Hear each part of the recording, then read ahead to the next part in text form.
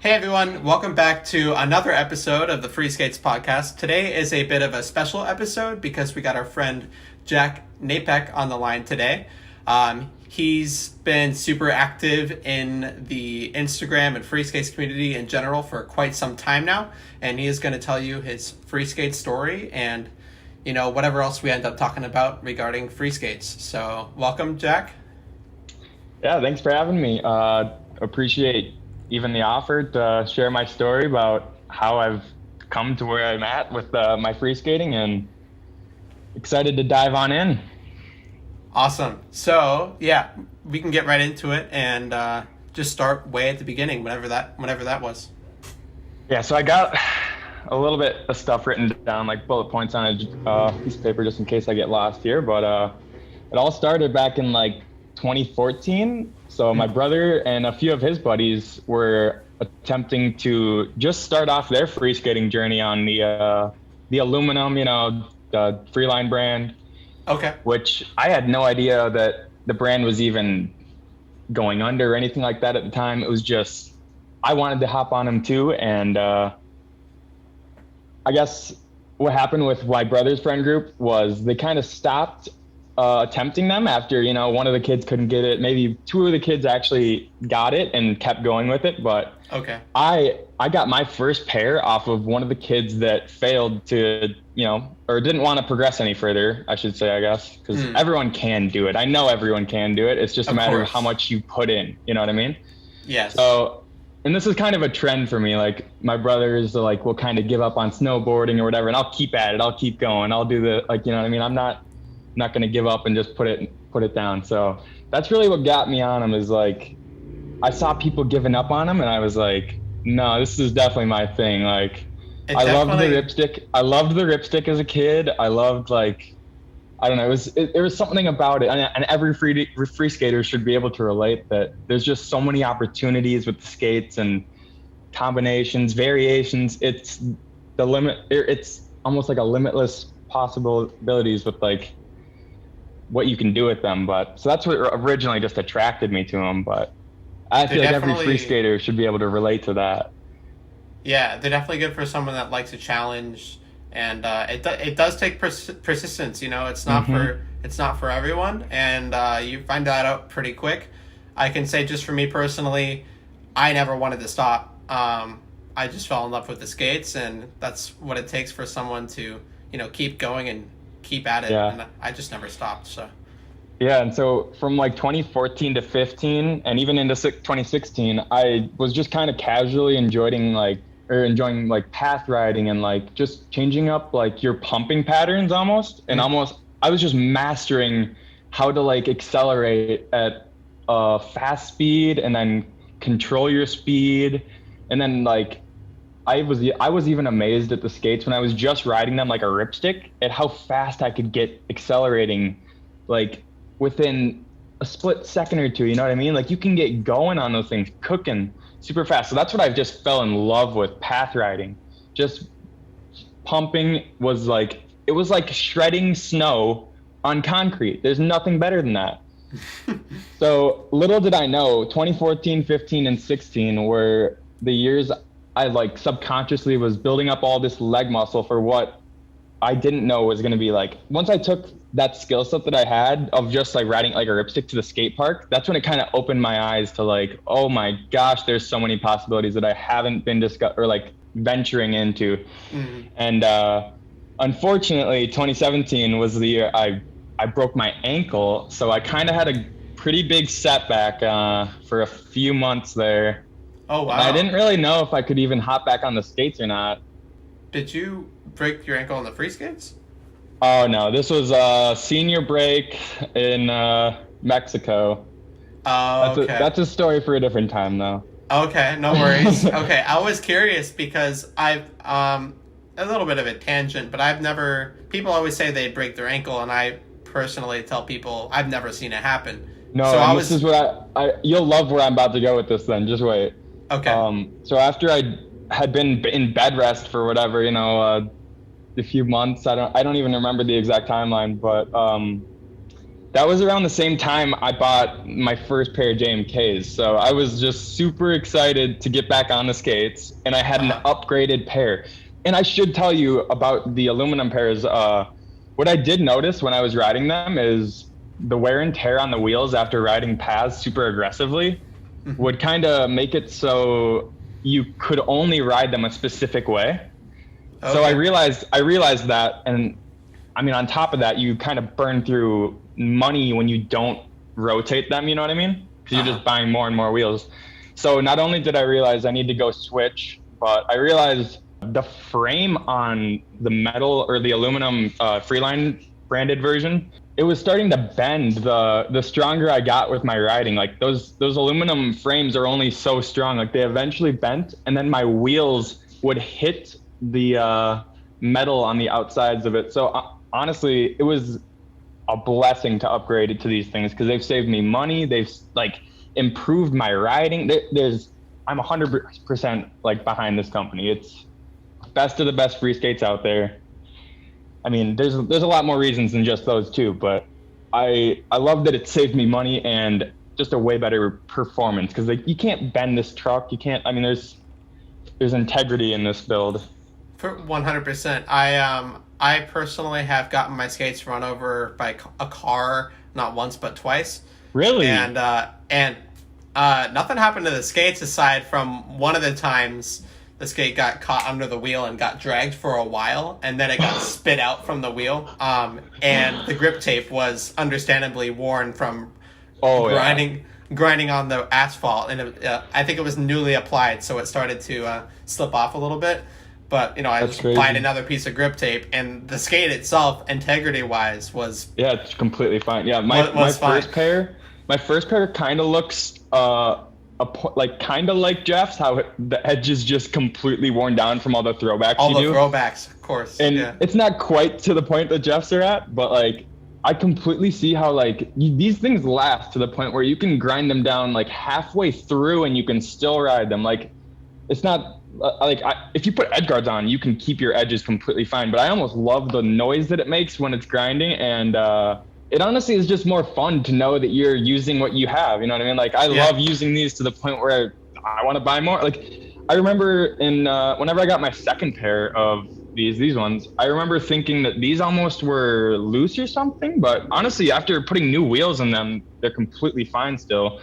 They almost had a ricketing effect after how much I've just used and abused them, because I have used and abused these things, but they still hold like the same amount of like integrity. I definitely relate though to like just the upgrading part. I rode maybe not for as long as you because I didn't start free skating until 2017. So we're coming on 4 years now. But the first, I would say, year or so, or 10 or so months, I was riding just the knockoff pair, and I didn't know any better. And my friend JC, he got the JMKs, and that's when I noticed there was something different and something better. But you know, I was a college student. I wasn't quite ready to spend it yet, and thankfully I got them as a gift, and I was blown away just by the sheer quality, and they feel like tanks. Like when you first unbox them and hop on them for the first time, the difference is just mind-blowing. And you explained it the best yourself. I mean, they're just better in every way, and they improved me as a rider and just made everything easier. So totally. It's crazy how back in 2014, I probably didn't venture out onto YouTube or anything I know I didn't. I didn't know about the tricks up until around 2018. Oh, that's crazy. I want to say. I had a phone. Like, I don't know how I didn't know about it. I just wasn't in the loop, you know what I mean? And once I kind of saw, I think it was the Kumu Films video, I was like, no way are people doing this kind of stuff on, these skates that I'm falling in love with. And I just saw nothing but, raw potential of, what I could potentially do. But I never thought in a million years that I'd be at the point where I'm at today. That's why...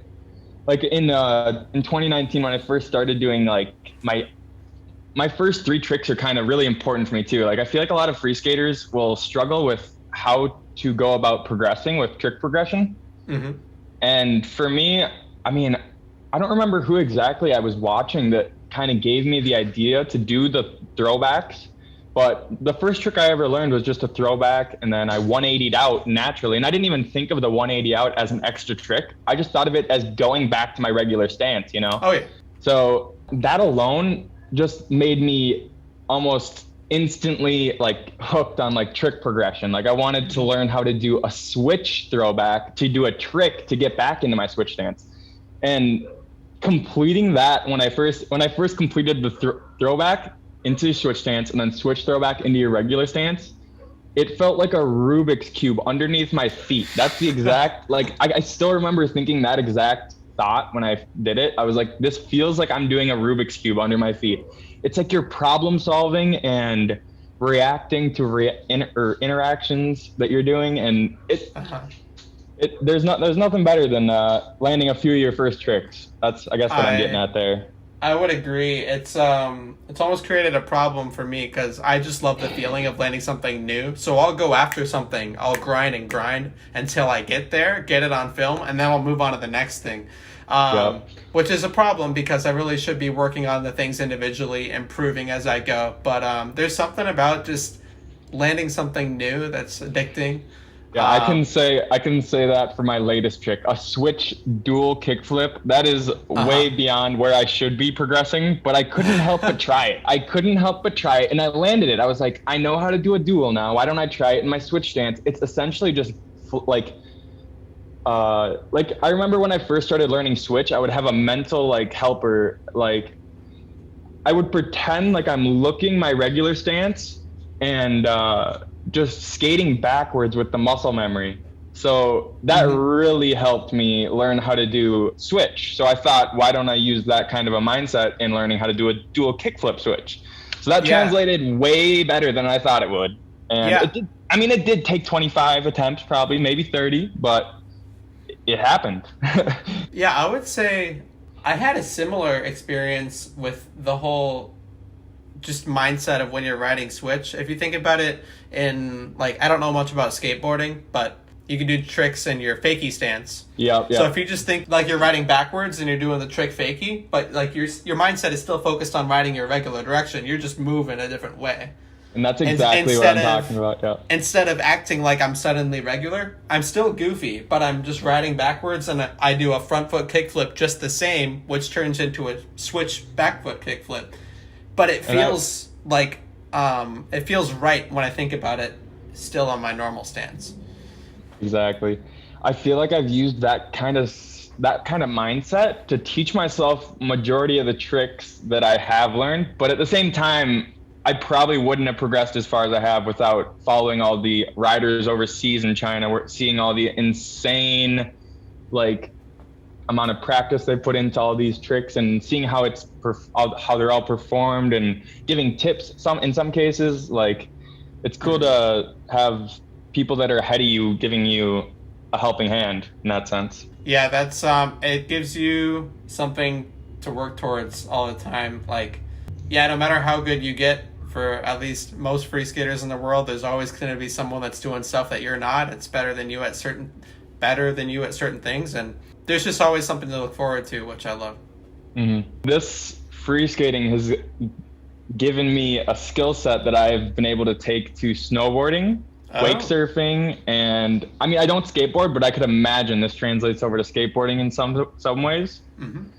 So that's one thing that I have just truly been appreciative of, is being able to, like, it's crazy how I've been snowboarding for upwards to 10 years. And my snowboarding progression kind of came to a halt at the age of 12, 13 or 14, because I don't know if it was the kids that were 2 years younger than me doing double backflips off kickers or what it was that got me not wanting to progress anymore. Because it's just I don't want to get to the point where I'm doing crazy stuff, about to break my neck to try and get better at something. I think that's what almost did it. But when I first started riding these and then hopped back onto a snowboard in the winter, my skill set increased a lot, just carving wise, you know? Mm-hmm. So that's where I've become a lot more appreciative, is just being able to take the skill set that this has allowed me to do with my backside, frontside turns, taking those onto behind a boat or on a mountain is just, there's nothing, I can't even say, like, put into words how awesome it is to be able to translate the skill set. It's just, it's amazing. I don't know. Yeah, I'll bet. I mean, this is really the only thing I ride, so I can't relate too much to translating to that many things, but just the amount of control you gain from learning to free skate and exactly. carving, and once you master that, I'd imagine it translates so well. And the only way I can relate specifically is I've taken on roller skating recently, and I'm not even a week into learning, so I still kind of look a bit awkward, like I don't know what I'm doing. But from what I've heard from other roller skaters, the progression has been really quick, just over a few days.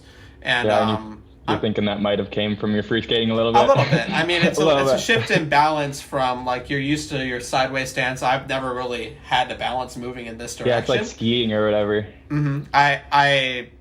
I've never tried skiing. I would imagine I'd be terrible at it. So, but you could probably pick it up. the balance I think you should definitely. Try snowboarding, no.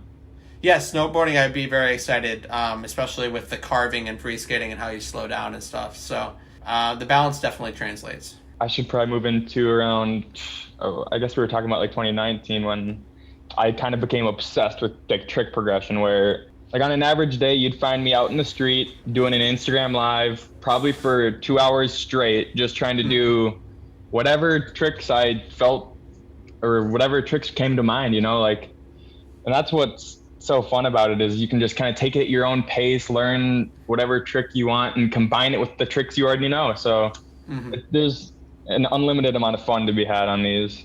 100%. And I guess it was in like 2019 when I was realizing how fast my skill set was really progressing. And I was almost just blown away at the fact that I was doing some of these tricks that I had seen back in 2017. Like, you know, like you never would have expected yourself to be able to do throw back into switch, throw back into whatever variation you want. Something you said about not realizing how quickly you were progressing. I remember watching the Kuma Films vid recently, and watching that for the first time a while back when I had just ordered the skates and I wasn't able to do anything. I saw these people doing the throwbacks around pillars and like sharing the skates and stuff and doing tricks back and forth with each other. I thought that was all insane, which it is. It's totally insane. But it is still. Looking at it now, I'm realizing there's some of the stuff that they're doing that are suddenly approachable by me, and I never would have thought I could reach that level. But watching the video now and seeing that I can do some of these things is really, really amazing to see how quickly I've progressed without noticing it. I gotta say the same thing. I rewatched the Kuma video probably a few months back, and I was blown away at the fact that my brain could process every single trick they were doing and decide like whether or not I've done that before or could do that kind of a trick. Like, I'm like, I could do that. Like I'm like looking at it, and back in 2017, I was going, oh my gosh, that's possible. And whenever I recently watched it a few months back, I'm like thinking I can probably do like majority of all those tricks. Like, it's just crazy to me. It only happened in like a year or two. Like, that's actually crazy. Yeah, and I'm still blown away that it was that long period of a time before you found out that those tricks were possible. I know. Trust me, I can't get over the fact that I didn't know about tricks back in 2014. But I mean, I'm completely fine with it because I loved the way the path riding was. I loved pumping. I loved just the propulsion aspect of it, like self-propulsion. Because back in 2014 and 15 and 16, I remember thinking like when I was riding on paths and stuff, I'd get passed by, or not passed, but I'd pass people going the other way than me, going on like hoverboards or something. And that's really what made me think like I'm happy I'm on these free skates, because it's getting me out there and being actually active in, like, I don't know, a lot of people were switching over to like a moped or like some electronic thing. And it's like, I love the fact that it still like allows the human to like be athletic and be outside and actually get a workout in, rather than like, I don't know, enjoy a device like a hoverboard or something. Not that you can't do that sometimes, but I was just hooked on the fact that it was healthy for you and like, it's healthy. It looks crazy cool. Like cool, you get yeah. tons of questions about it. I mean, you feel good doing Oh, it. the amount Like, of conversations I've had about these things, I could fit like a whole movie worth of time. and it's just the people you meet and the memories and just everything about it. I love this sport, and I'm biased, but it's great, and that's why we're out here trying to spread it. I guess move on to 2020. Oh wow! The beginning of 2020 was pretty awesome. Me and my brother took the old pair that was just sitting around in the closet of the aluminum frame and put an ice blade on it and took free skating to ice. So that was a really cool experience. Was that only in 2020 that you started doing that? It might have been a little bit back in 2019 too, but I just remember posting about it in 2020, and the skill set that I actually gained from that was crazy. The wheels give you only one, the blade on ice skate gives you one axis, to turn on, versus the two wheels, so it makes it a little bit harder to do turns on these. And just kind of messing around on the ice skates gave me a better understanding for how to accomplish my backside, frontside turns. And it also helped me gain a lot of confidence in my 360s, how they roll together, or how you can almost keep it continuous, I guess I should say. That was just like another like cross sport like thing, like snowboarding or wakeboarding or whatever, that kind of helped me gain a skill set in free skating. Like when I hop back on the wheels, it was like, it felt like nothing changed as much as it did feel like something changed, like it's cool to bring yourselves out of your comfort zone and then bring yourself back into that comfort zone and then realize how much better you got because of what you did. Like, yeah, it's almost like cross training between those two things. Yeah, cross training. The interesting thing with the ice free skates, I've always looked at those as really cool, but also potentially dangerous if I didn't know what I was doing. Super dangerous. Like a kickflip, that's like if you stomp your foot on the blade, or like just anything where you lose the skate and end up falling on the blade in some way, just sounds super terrifying. So I was wondering if you've dealt with any of that, or how you've gotten around it. I have only thought of that kind of a thing happening, and I kind of knew that was a possibility going into the ice skating, so I did not try any flip tricks, I just tried to stay within my skill set. You know what I mean? What the tricks that I knew was what I was trying to bring to the ice rink. So skate swaps or throwbacks or just stuff where the skate disconnects and reconnects. You're still showing off the free skate sport, but you're not trying to be too flashy and doing flip tricks and this and that. Like that's dangerous. I understand where you're coming from. And I still am scared when I go free ice skating. I try to take it really easy, just, have a good time out there. Nothing too impressive, but it was really good cross training. After kind of transferring from ice after the winter ended, I got back on the skates, obviously. And my combos that I was able to put together were just coming together a lot easier than like ever before. Cause my trick progression was getting better. It only makes sense that like you can throw your tricks together in a line a lot easier the more tricks you have, obviously. So then like with COVID happening, it kind of, I'm sure a lot of free skaters can agree with this. It was like a blessing in disguise where you have a lot more time to skate. And that's exactly what I was doing, and putting a lot of combinations together. And that was just super fun to be able to throw everything that I'd been learning over the past years together in like less than a 20-second line. You know what I mean? Like, so when you see these free skaters doing this insane combinations and stuff, it's years worth that's gone into it, but you're seeing 10 seconds, Right. It's just crazy that I don't know, that you can even get to that point, really. But it's difficult to remember that, because as a free skater, and I would assume a lot of free skaters feel this way, you want to become like the best you can be. You want to push yourself, and you're looking up to all these free skaters and you want to be that. But if you look at these free skaters in China that are doing boneless is down 8 stairs, and Yeah. they couldn't do that overnight. Obviously, they've been doing it for 10, 11, 12 years. Like, I've been doing it for not even 4. So I would like to be at that skill level, but everyone starts somewhere, and they were in our shoes at one point too. So it's frustrating, but also important to remember the reality. Yeah, I can totally relate to that, and I can totally see how a lot of the free skate community that's just hopping on them right now wants to be at the point where you're at the 2 or 3 or 4 level, or 4 years in level. Yeah, and it's all relative. And when I go skating with Stefan in Bloomington, he lives kind of near me. He's kind of eager to just progress. It takes time. You got to progress, and you should really be having fun with it, because there's a method to the madness. You can't just like we were just saying, like, you can't just progress overnight. Like, yeah, got to put in the work. I definitely had my moments of that, and it does help to skate around other free skaters, and I've had that blessing of being able to skate with people that really know what they're doing, and you wouldn't believe how much that and how quickly that lets you improve just spending time around those people. But seeing all of that makes me want to suddenly be at that level. So what I've come to is having the connections that I do have, some direct connections to some riders in China that you see in the videos. I've actually gone out of my way to message them and say, how does this trick work? You've mastered this. How do I do it? And they come at me with the unfortunate response of, you're not exactly ready for this. Here's what you should be working on.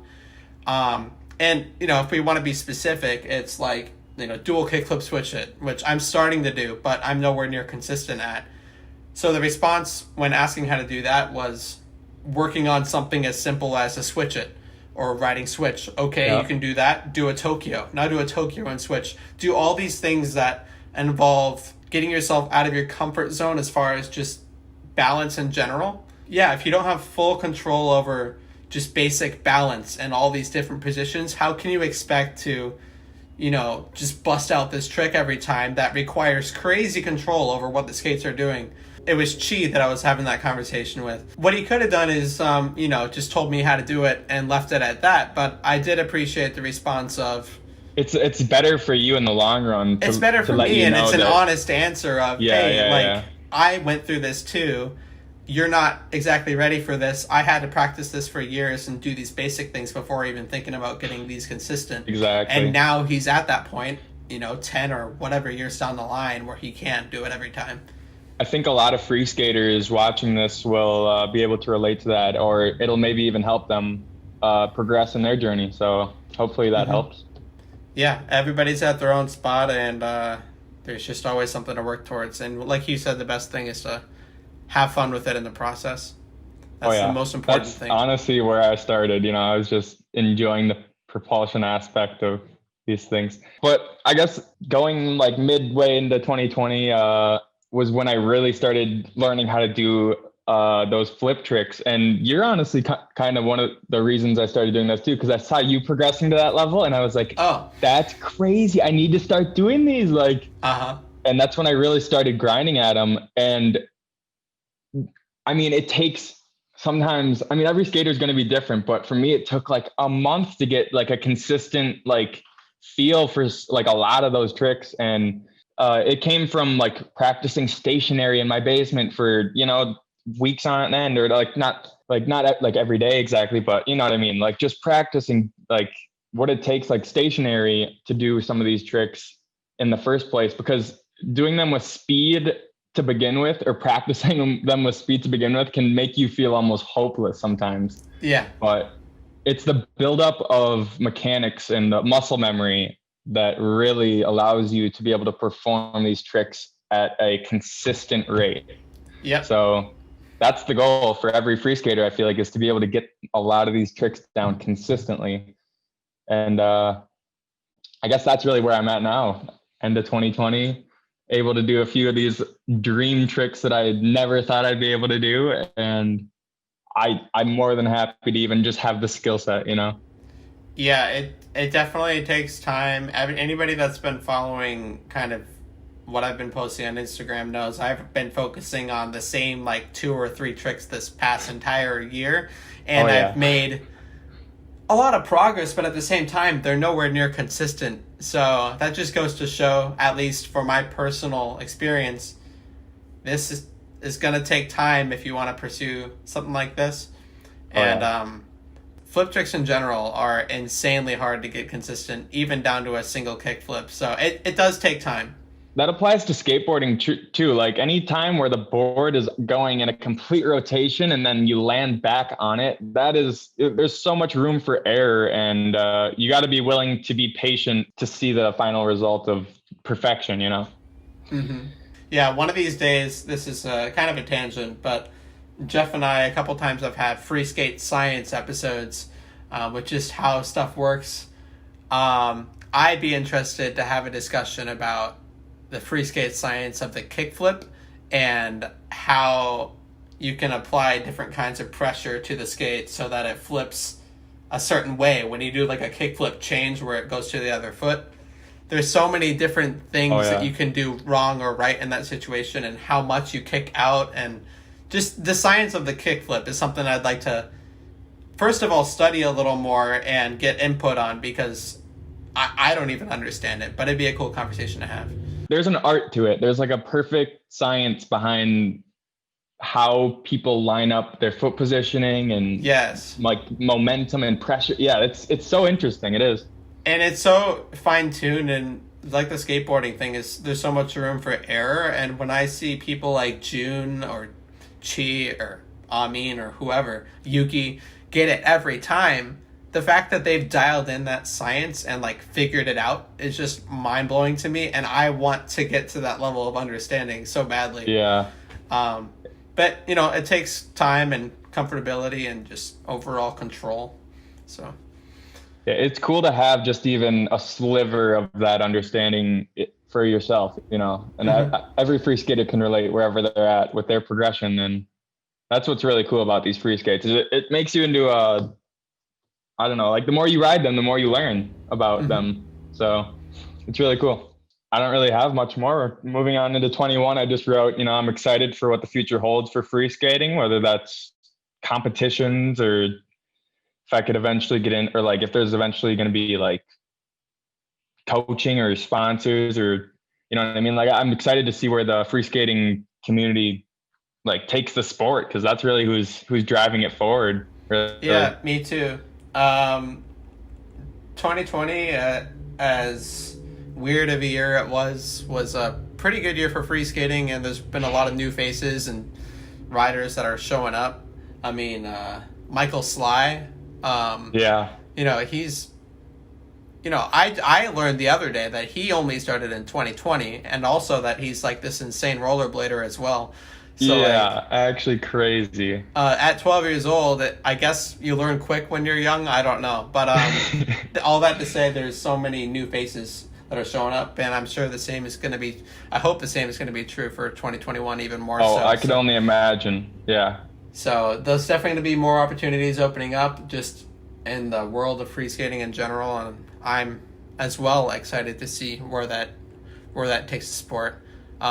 I guess speaking of this year, do you have any specific goals or something specific you're looking forward to in your progress, or anything regarding 2021 in general?